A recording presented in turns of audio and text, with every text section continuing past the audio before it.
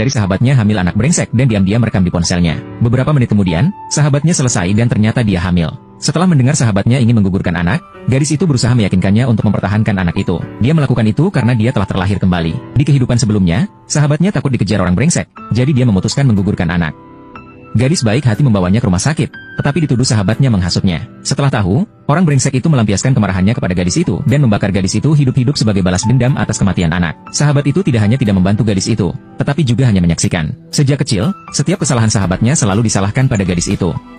Gadis itu kehilangan temannya, berkali-kali terikat secara moral, dan melihat sahabat yang tidak berterima kasih, berjanji di kehidupan selanjutnya, tidak akan peduli pada pengkhianat ini. Saat membuka mata, dia terlahir 1 tahun lalu, tepat pada hari gadis itu menemani sahabatnya untuk pemeriksaan kehamilan. Di kehidupan sebelumnya, sahabatnya hamil, tetapi dia menyebarkan desas-desus bahwa gadis itu mencuri kartu identitasnya, sehingga semua orang menilai gadis itu buruk. Ibu sahabatnya datang ke sekolah untuk menyalahkan gadis itu. Karena penipuan ibu dan putrinya, gadis itu dihina dan dikeluarkan. Akhirnya gadis itu berujung tragis dan tewas. Gadis itu bertekad membantu temannya menjaga janinnya untuk menghindari kesalahan yang sama. Saat temannya pergi, gadis itu merekam percakapan. Temannya bertanya apa yang harus dilakukan.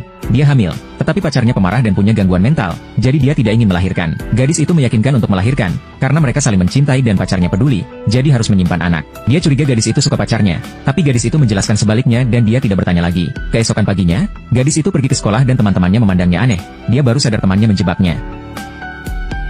Di kehidupan sebelumnya, teman itu berusaha menggagalkan gadis cantik dari mengikuti kompetisi tari dengan memberikan kue mangga, yang membuat gadis itu hampir cacat karena alergi. Untuk menghindari tanggung jawab, teman itu menyalahkan gadis sebagai pembeli kue. Sekarang, di kehidupan ini, temannya masih menggunakan trik yang sama.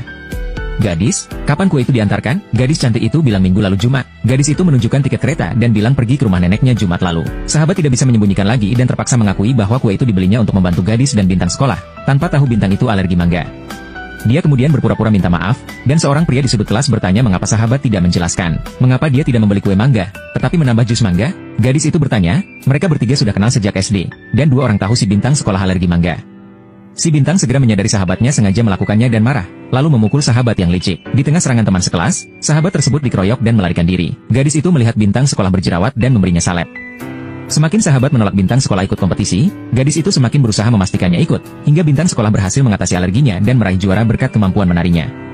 Rencana sahabat gagal, wajahnya pucat.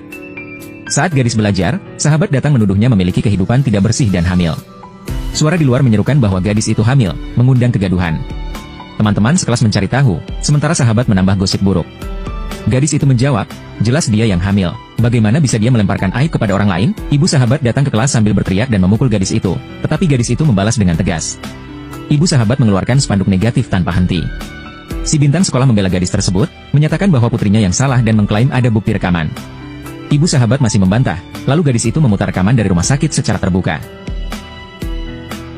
Setelah melihat netizen mendukung gadis itu, ibu sahabat akhirnya mengakui kesalahan putrinya dan menghukum dengan keras. Pacar sahabat yang emosional datang untuk menghentikan pemukulan, tetapi dicegah.